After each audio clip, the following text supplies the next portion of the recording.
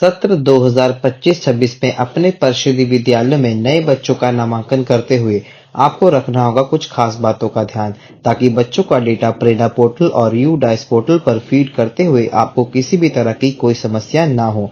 तो वीडियो बहुत ही ज्यादा इम्पोर्टेंट होने वाली है, इसलिए वीडियो में लास्ट तक जरूर बने रहें।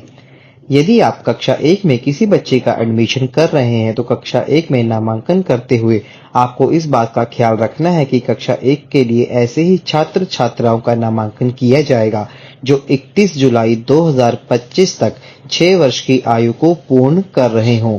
इसके संबंध में बेसिक शिक्षा निदेशक द्वारा एक पत्र भी जारी किया गया है। यदि आप कक्षा 2 से 8 तक किसी बच्चे का नामांकन कर रहे हैं, तो आपको इस बात का खास ध्यान रखना है कि वह बच्चा इससे पूर्व पिछले वर्ष किस विद्यालय में पढ़ रहा था। यदि वह बच्चा किसी परिषदीय विद्यालय में था, तो आपको उस बच्चे को प्रेरणा पोर्टल पर अपने स्कूल में जोड़ने के लिए प्रेरणा पोर्टल पर स्टूडेंट ट्रांसफर पर जाकर अपने स्कूल में एनरोल करना होगा। और इसके अलावा आपको उस बच्चे की पैन आईडी उसके पिछले स्कूल से लेफ्ट करवा के अपने स्कूल में इंपोर्ट करनी होगी। यदि आप किसी ऐसे बच्चे का एडमिशन कर रहे हैं जो पिछले वर्ष किसी प्राइवेट स्कूल में पढ़ रहा था, तो आपको उस स्टूडेंट की भी पैन आईडी उसके पुराने स्कूल से लेफ्ट करवानी होगी। उसके बाद ही आप उसकी पैन आईडी के साथ अपने स्कूल के यू डाइस पोर्टल पर उस स्टूडेंट को एनरोल कर पाएंगे।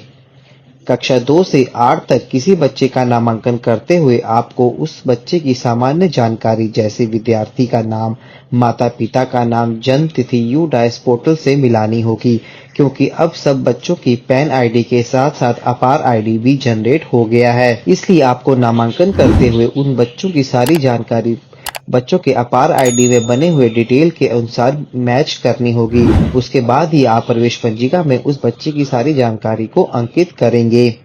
यदि आप किसी ऐसे स्टूडेंट का नामांकन कर रहे हैं जिसकी जानकारी यू डाइस पोर्टल पर अपडेट नहीं है या उसकी पैन आईडी नहीं बनी है, तो आप ऐसे स्टूडेंट का भी अपने स्कूल में नामांकन कर सकते हैं।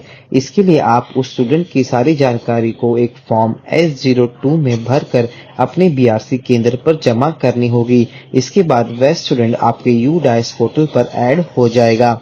बच्चों का नामांकन ऑनलाइन करने के लिए विभाग द्वारा हमें 2 तरह के प्लेटफॉर्म दिए गए हैं, प्रेरणा पोर्टल और प्रेरणा डीबीटी ऐप। बच्चों को एडमिशन करते हुए आप इन दोनों में से किसी एक माध्यम का ही प्रयोग करें। यदि आप किसी बच्चे का एनरोलमेंट प्रेरणा पोर्टल पर कर रहे हैं, तो उस बच्चे की सारी जानकारी अपने आप डीबीटी ऐप पर अपडेट हो जाएगी। दोनों जगह आपको अलग-अलग से बच्चों को ऐड करने की जरूरत नहीं है। सत्र 2025-26 में प्रेरणा पोर्टल पर नए बच्चों को कैसे जोड़ा जाए, इसके लिए वीडियो जल्द ही हमारे यूट्यूब चैनल पर अपलोड की जाएगी। इसलिए चैनल को सब्सक्राइब करना मत भूलिएगा। जय हिंद।